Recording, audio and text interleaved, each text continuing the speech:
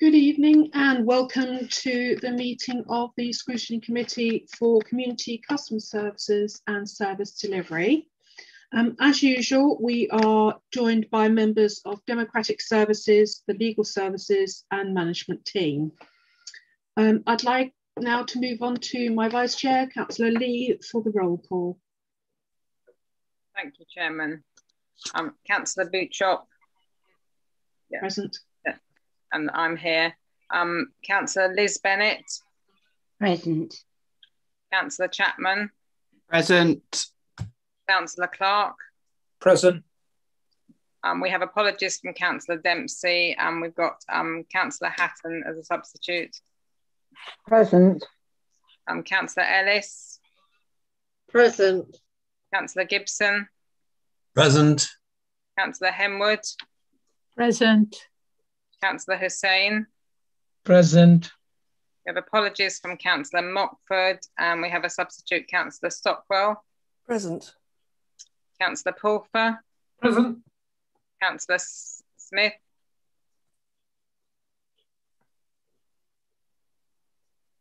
Councillor Strachey. Present. We have apologies from Councillor Sweatman, and we have a substitute, Councillor Knight. Present. That's it, thank you. Thank you. I can see Councillor Smith. I believe she's having a few issues with her broadband this evening, but I can see the video. She might not be hearing us though, I don't know. Thank you. So moving on to the legal officer, please, for the meeting explanation. Thank you, Chairman. This meeting is being held in accordance with the virtual meeting regulations dating back to April last year. These are due to expire in May, although I understand Parliament is going to extend them. So we will be conducting virtual meetings through the summer. Members are in charge of their own microphone, but speak in accordance with your guidance, Chairman. The voting system is back operating again. So we have for and against on votes. And at the end of the meeting, if members would stay in their place until the live streaming is ended. Thank you, Chairman. Thank you, John.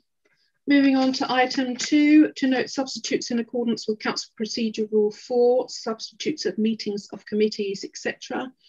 As we've already heard, we have Councillor Hatton for Councillor Dempsey, Councillor Knight for Councillor Sweatman, and Councillor Stockwell for Councillor Mockford. Item 3, to receive apologies for absence. Again, we have Councillor Dempsey, Councillor Sweatman, and Councillor Mockford. Moving on to item 4, to receive declarations of interest from members in respect of any matter on the agenda. If members could please use the raise hand function to indicate. I need to indicate a declaration of interest in item 7, paragraph 50C, as Treasurer of the Bolnor Village Community Partnership. Are there any others? No. Lovely, thank you very much. Item 5, to confirm the minutes of the meeting of the committee held on the 3rd of February 2021. Just a couple of points on that. We don't have matters arising, but I just wanted to update you to ensure that everybody has seen the emails from the relevant members regarding the planning update on conduct and the confirmation that the air quality app was on the council website already. Obviously, the item with regards to compliments also being discussed as part of the complaints report that will come forward in due course. Going forward to the confirmation of the meeting minutes, if members could please use the yes or no buttons to vote. Are those agreed? Please vote yes or no.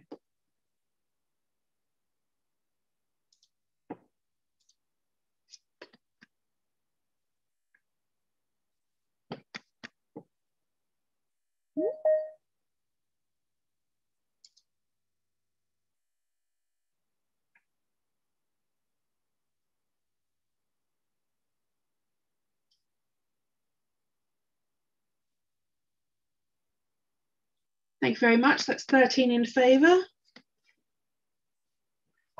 Moving on to item 6, to consider any items that the chairman agrees to take as urgent business.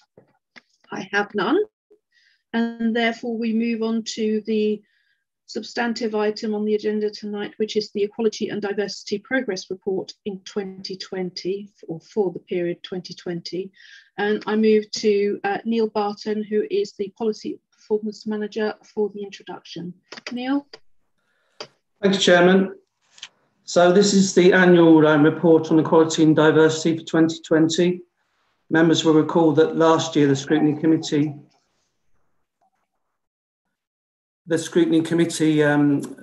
discussed a new equality and diversity scheme, which was adopted in July 2020 by the Council. So it was agreed that there would be an annual report considered by the Scrutiny Committee. So that's the purpose of the report you've got tonight. So the format of the report is it's split by the 9 protected characteristics under the Equality Act. These include things like age, sex, race and disability. So in our equality and diversity work, we also consider disadvantage by virtue of where people live in the district and also by virtue of their income and level of skill.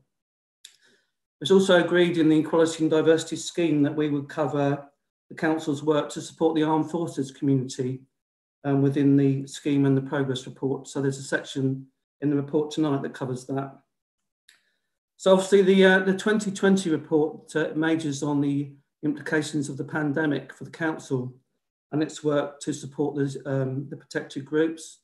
So the protected groups have been especially badly affected by the pandemic, and also the community and voluntary sector that supports them have been very badly affected. We've had to adapt some of the services that we provide in relation to equality to the implications of the pandemic in terms of things like social distancing. So the wellbeing team that normally does face-to-face interventions, they've had to move to more of a virtual platform and contacting people by phone. They were also part of the hubs that supported the people that were shielding, so in providing food and other related services. We've also had a different delivery module for the Silver Sunday events that members will be familiar with. These are the events for older, lonely people, where we used to do things like tea dances and afternoon tea events. And also we do play days in the Council's parks and open spaces. So we've had to adapt those, obviously, and they're now called play days at home, and they're done on a virtual basis, and they can be accessed on the Council's website.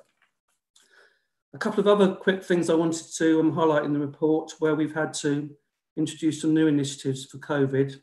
One is the COVID Recovery Fund.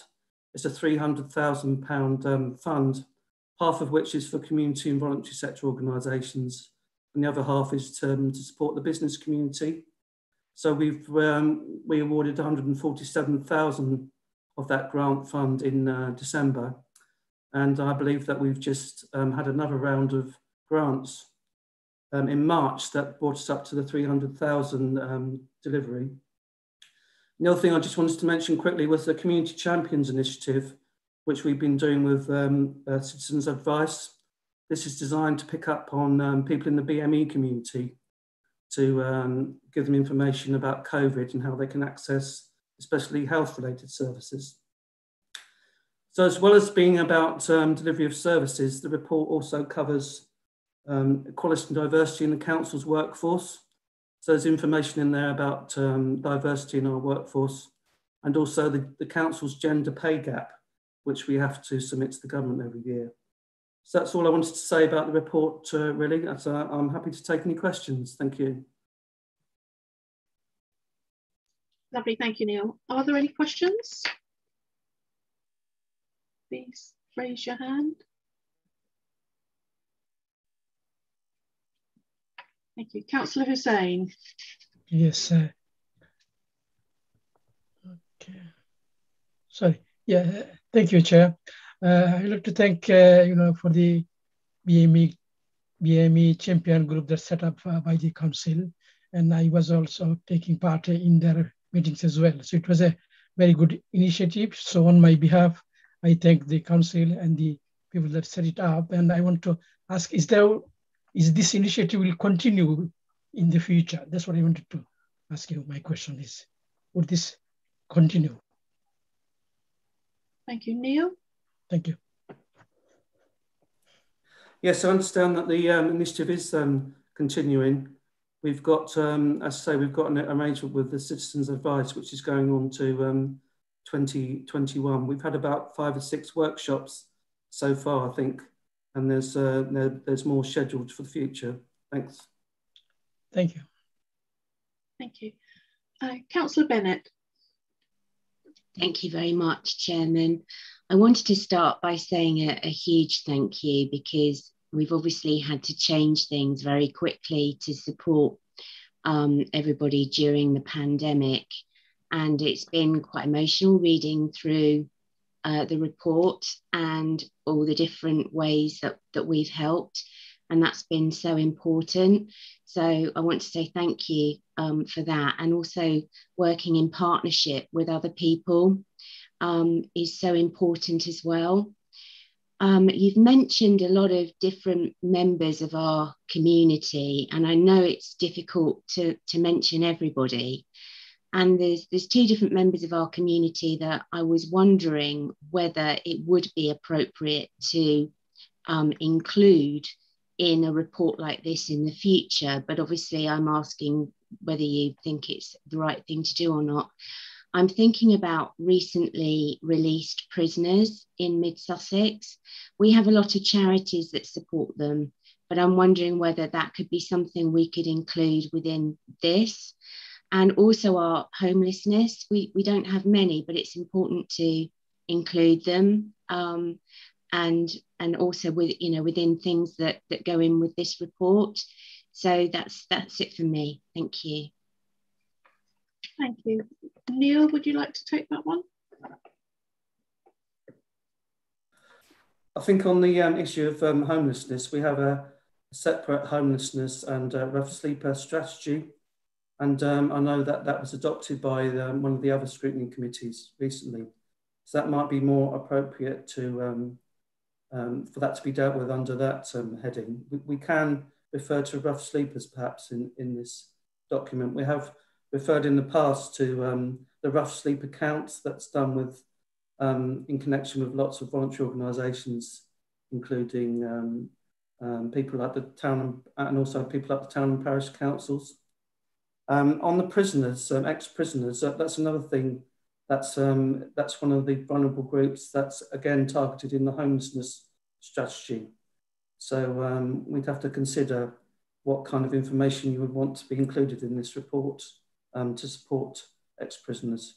As you say, I'm not sure that we have that many in mid-Sussex, but the only service I'm aware of that has a particular emphasis on ex-offenders is, as I say, the homelessness section.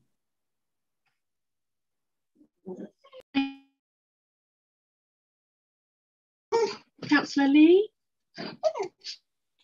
Thank you, Chairman. Yes, I'd like to reiterate my thanks for this report and for the way the Council has, during this year, moved things online and supported the wellbeing service and the play days at home and all the initiatives that have gone on. I'd just like to try and bring 2 parts of the report together in that in thinking about the Kovid grants scheme that have been allocated, and on page, sorry, I'm just finding on page 21, where it highlights that the national research suggests that young people have been one of the groups most affected by COVID and during this pandemic. I'd like to know kind of what proportion of the grants have managed to meet that particular section of the population. Thank you. Okay. Neil, are you able to answer that now, or would you need to come back? We have included some examples under each of the categories. I don't know whether Emma Sheridan might be able to give some more information on that. Yes, I can, thank you. There are a number of grants that were specifically aimed at young people. So we have funded some buddy benches at some local schools. We've funded sports facilities, so outdoor areas for parents to wait so that young people can continue to be brought to and enjoy outdoor sports activities. We have funded some training, some organisations to move their training and education offers online to help young people access training and employment moving forward. And we do also have a raft of other projects that we supported pre-COVID and have continued to support and work with through the MSP in terms of youth mentoring, positive placements for young people to help them get back into work, but would be very happy to provide a further, more detailed update of that to councillors following the meeting, if that would be of use. That was helpful, thank you. Thank you, Emma. Councillor Ellis. Thank you, Chairman. Obviously, as everyone else, I want to say the amount of work that's been undertaken, how you've adapted, and the people you've supported has just been amazing. I think you should be truly proud of how you've represented this district during this, terrible times. But it's absolutely amazing to read through. I just had one question. It's on page 19 and it's under section 20, which is safeguarding. And it's just really to know, it says officers and members will be offered training. And I know at the moment we can't meet face to face, but will that be offered online when it is available? And also on page 22 under 31, it talks about the Better Young Lives and sort of county lines. And I just wanted to actually thank Mid Sussex for the recent training online on county lines. It was really eye-opening and it really did make me understand the issue a lot more. So just those two. Thank you. Thank you. Neil, is that you or Emma? That's probably me, Chairman. Okay.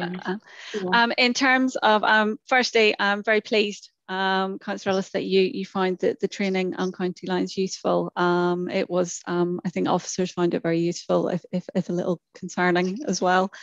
In terms of the safeguarding training, yes, that is available online. The level 1 training and I believe shortly the level 2 training as well. So we can certainly circulate those details to officers, to councillors through the MIS service. So we can certainly direct you to that online training. And we're always, of course, willing to adapt that and develop that if there's particular areas of interest that members would like to develop their knowledge in more. So very happy to work with you on that, but can certainly direct you to that online training. We would obviously hope when circumstances allow that we can return to some form of in-person training on that. I think it's always nice to have these conversations in a face-to-face way, but certainly yes, for the moment we can provide links to the online training. Thank you. That's lovely. Thank you, Emma. Councillor Gibson. Yeah, thank you, Madam Chairman.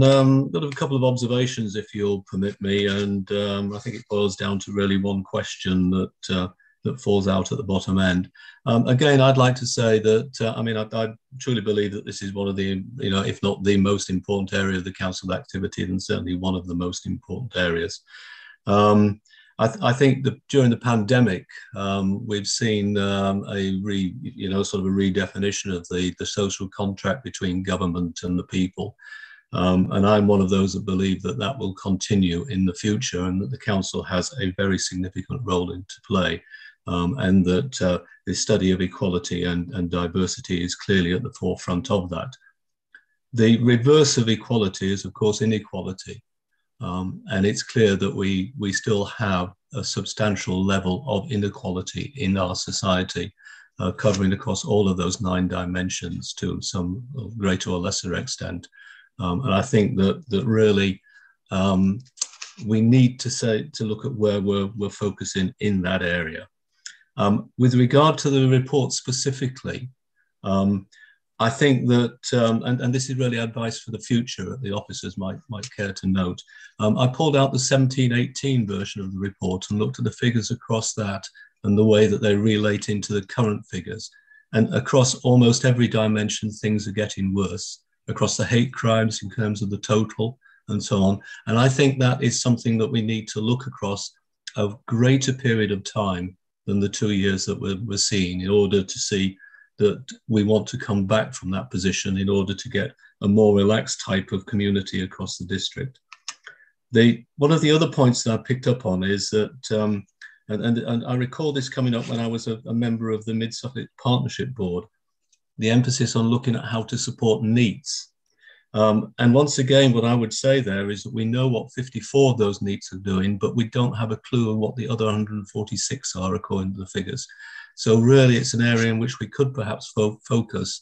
And if I was to pick in particular an area of inequality in society, I would say that it is indeed between the young and the old, and sort of many of the opportunities that we leave behind for the old. But if I come to my specific question, which is that could the officers perhaps say something a little bit about the extent of coordination with parish councils? I sit on 2 parish councils, and certainly the larger of the 2 of them has a very substantial budget available for community grants, which actually experiences difficulty in giving away.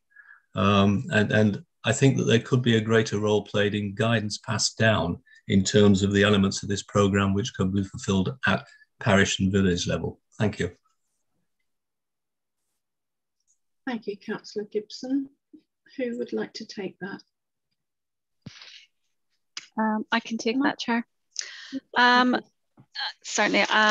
So firstly, I note the kind of the recommendations that Councillor Gibson has suggested, and I think certainly we could look to in the future present that greater, broader scope in terms of trends over years. I think that there's definitely value in that, so we will look to incorporate that in the future. Thank you. And I think in terms of our work with the parish councils, we do try to work quite closely with them. We meet regularly with all the parish councils, and we also work collaboratively with the parish council through the MSP, as you'll know.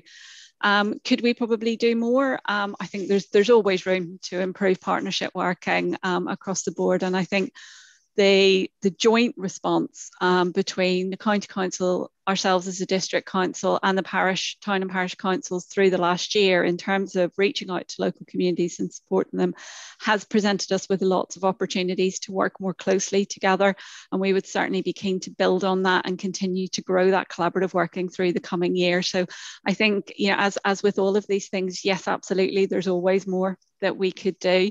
And as a communities team, definitely, we're very happy to work with the parish councils in terms of more coordinated promotion of available grants, more signposting, on both ways to where local organisations can obtain match funding, where they need more money than we can give, for example, for projects that are at a local level. So I think that's an excellent suggestion, and one that certainly as a service we'll take forward. Thank you.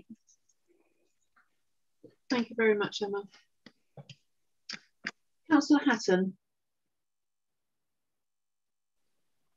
Thank you, Chairman. It's just 2 points for clarification, really, please. On page 15 of the report, where it talks about additional coaching hours and resources to enable smaller numbers in classrooms, I know there's an initiative through the government and through West Sussex County Council to allow schools to have access to money for this sort of thing. Is this an additional resource, or are we actually helping them to distribute that money? And the other one is on the NEETs. Figures for Burgess Hill, do they include Hassocks and Hursley Point? I noticed that the figures are just for Burgess Hill, Hayward Heath and East Grinstead, and I'm wondering if presumably the villages are included in that, but it'd be useful to see where we stand up with that as well, because we have a large school in Hassocks, and I would be interested to know how it's broken down even further, if that's possible. Thank you.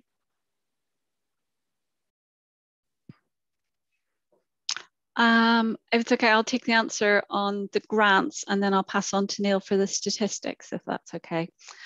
So on the grants, those grants were not specific to schools. That was more around sports clubs, swim classes, those kind of lessons and learning rather than schools. The schools funding is handled very much by county as the local education authority. So that was sort of after school activities, extracurricular activities, so that they could hire more coaches.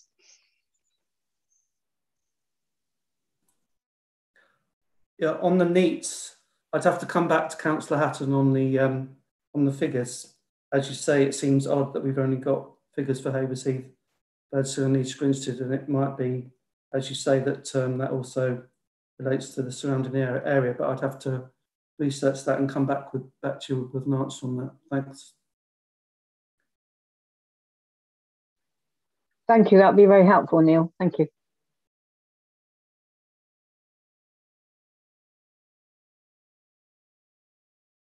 Sorry, Councillor Stockwell. Thank you, Chairman.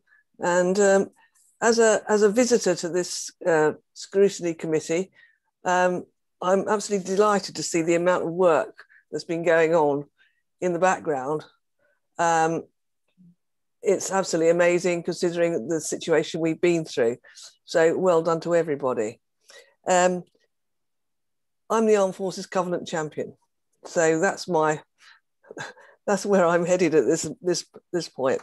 Now, it has been raised already that people like ex-prisoners and rough sleepers, and we should be looking at those.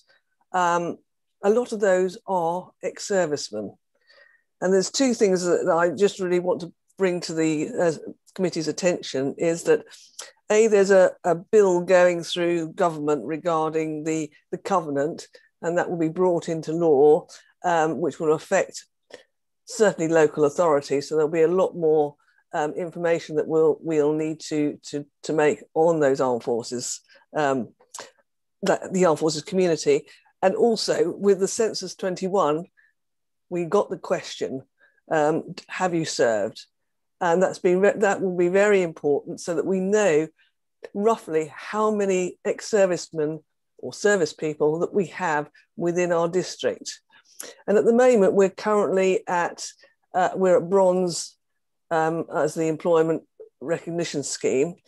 To upgrade that to silver would be a really good thing to do. So watch this space.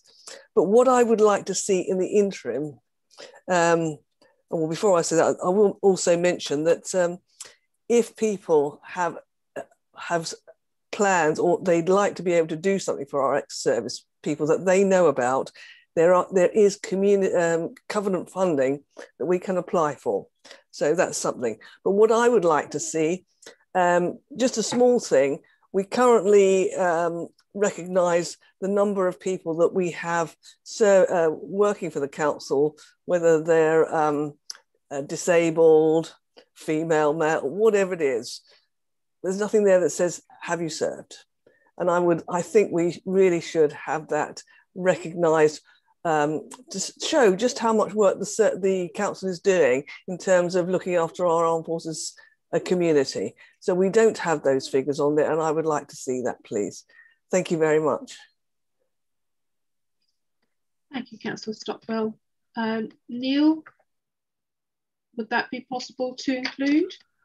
I know that the personnel section have been working on including in the application form a question for new employees about have they got an armed forces connection. So I'd have to go back to personnel and see if we can add to the next year's reports in the information about the makeup of the workforce. We can put a figure in there about how many are ex-services staff. That would be really useful. It could be coming out of government anyway. I'm not sure, I don't know that, but it's a possibility. So we could be in advance of that. If we can get that going, that would be great. Thank you very much. Thank you. Councillor Clark. Thank you, Madam Chairman. I just wanted to agree with a lot of the things that people have said today. They've covered an awful lot, but I'd like to mention the leisure side and our leisure centres that are not open at the moment because they're going to be playing a really critical role in helping with the well-being.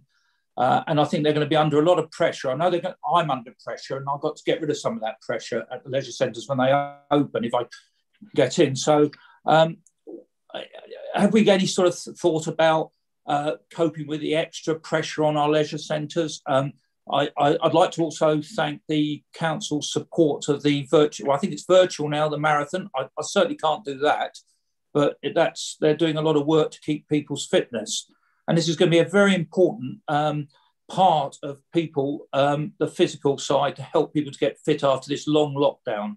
And I suppose my question is really, are we sort of planning to open things longer when I know it's just a spacing issue, but making better use. And also we have some poorer members as we've heard today, of the pub, our residents who may not be able to afford these. And what can we do to help those groups that would love to use the leisure centres and maybe at the end of this pandemic and when we come out of it, will struggle to afford to use our leisure centres? And I think we need to think about that. And that's really my question. Thank you. Thank you, Emma.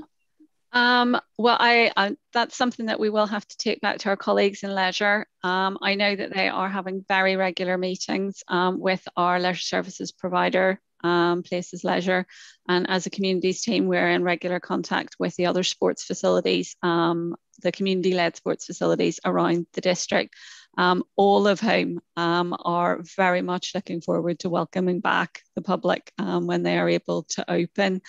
In terms of exact opening hours and exactly what will be available when, that will obviously have to be in line with the government guidance, which, you know, we have a roadmap, but until we get the actual guidance for each specific stage, you know, we can't always say exactly what's going to happen. But I can certainly pass your comments back to the leisure team. And if they have any specific detail on that, I'm sure they'll be able to share that with you. Thank you, Emma. Thank you. I have no further questions. I just wanted to mention a couple of things that I learnt during my chairman's briefing, was that the play days at home that obviously went virtual, those videos that were created for that, it wasn't just for one day. You know, they will remain on the system for access by users, you know, on an ongoing basis, which I think is a really positive move, so that, you know, it's not just a one-off, it is going to be there for a longer term. And the same with some of the falls prevention, etc., on the well-being side. You know, again, that content is available online on an ongoing basis. So, you know, I think although this has been sort of, I guess to a certain extent, we've been moved into the digital world perhaps faster and more urgently than we would have otherwise. Now we are there, it's there to be used in the future as well. So it does make it more accessible as well for a lot of people, especially the play days, I would say, because not everybody has time off with their kids to be able to go to the play days physically, but at least they've got activities that they can do at home. Right, in that case, I think I will move to Councillor Webster as the portfolio holder to see if you've got anything you'd like to add. Thank you, Chairman. I, as usual, have got quite a lot to say about a report that actually has quite a lot to say about the work of the council. So if you'll forgive me, I first of all want to just reassure Councillor Stockwell that I was talking with officers this morning and we were discussing the armed services and the additional ways in which we could support the armed services. So that is something that is definitely on our to-do list. And Councillor Ellis, your pride in this report, thank you.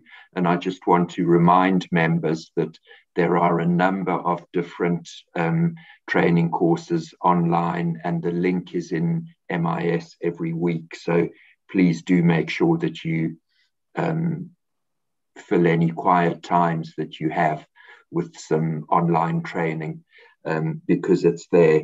And I just wanted to pick up on a very important project, I think, in Mid-Sussex, and that is the Community Champions project, which is being run through Citizens Advice.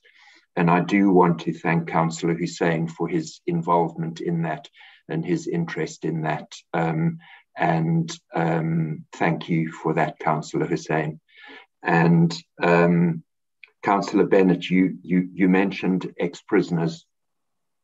And I think that's a very important area, because when prisoners come out of hospital, out of prison, they need somewhere to live, they need a job, and they need friends, and they have nowhere to live, so they go back to where they used to live.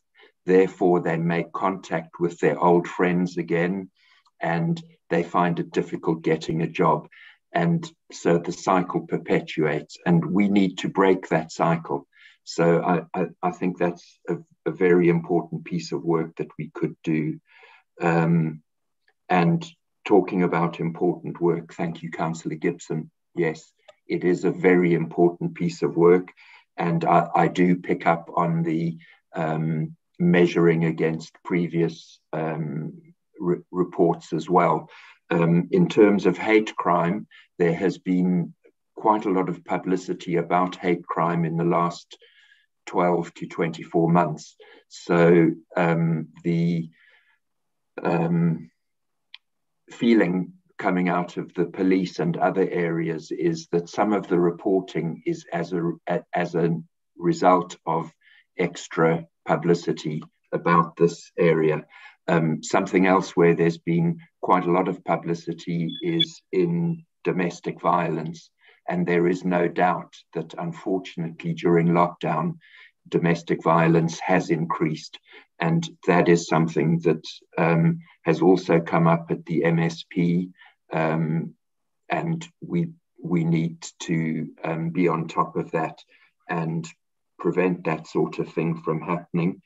And where we can't, we need to make sure that there are safe places for the victims of domestic violence to find refuge. And I also am always stressing the fact that villages make up 50% of the economy of Mid-Sussex. So villages are very important to the economy of Mid-Sussex. And without a strong economy, we won't have strong communities. And when Councillor Hatton was talking, I caught sight of something that she made reference to, page 15. And at the top of page 15, it says there are also significant economic implications for the district, with 23,700 jobs in Mid-Sussex in June 2020 supported through the job retention and self-employment schemes.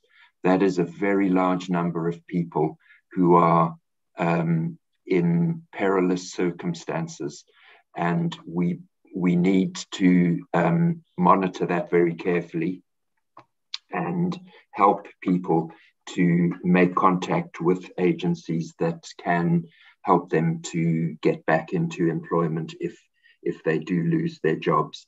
And one of the groups that we work very closely with, of course, is Mid-Sussex Voluntary Action, in a number of different areas. And then finally, I just want to pick up on something that Councillor Clark said, and we have a number of different programs to help people, exercise referrals, pre-diabetes, well-being coaches, and this is no way a personal comment, Councillor Clark, but we also have weight management courses that we can offer. Okay. Thank you, Chairman. Thank you, Councillor Webster. And so I'm sorry, Chairman, if I may just also say thank you very much to the committee for the way that they've obviously all very carefully read this report. Thank you. Thank you, Councillor Webster. I can't see any other hands up or any comments. In that case, I'd like to move us to the recommendation on page 9, which is that the Scrutiny Committee is requested to endorse the Council's approach to meeting its duties under the Equality Act, as evidenced by the Equality and Diversity Progress Report 2020, included at Appendix 1. If you would please indicate your agreement or not by the yes or no buttons starting now.